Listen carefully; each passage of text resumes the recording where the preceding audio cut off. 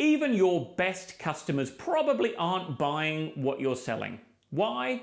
Because what you're selling is a collection of features, and what your customers are buying is a collection of benefits.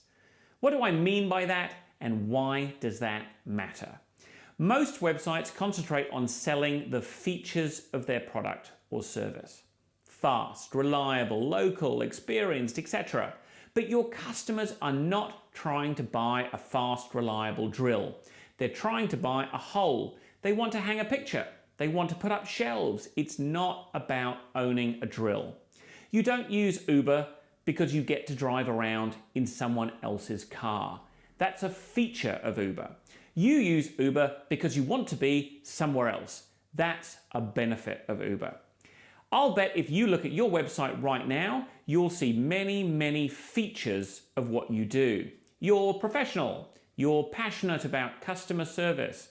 You have 25 years of experience in the industry. And I'll also bet that no more than 20% of those features are tied to a benefit. Why, for instance, would your client care that you've been in the industry for 25 years?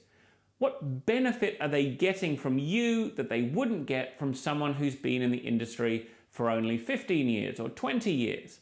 I know you think the benefit is obvious. I know you think your reader will see your list of features and easily in their own head connect your features to your benefits. I also know that your competitor who switches things around and sells their benefits, not their features, will outperform you every time. If you want to raise your conversion rate, make sure every single feature you list is connected to a benefit. This is just one of 7 tips for things that anyone can do to increase their conversion rate without any technical skills at all.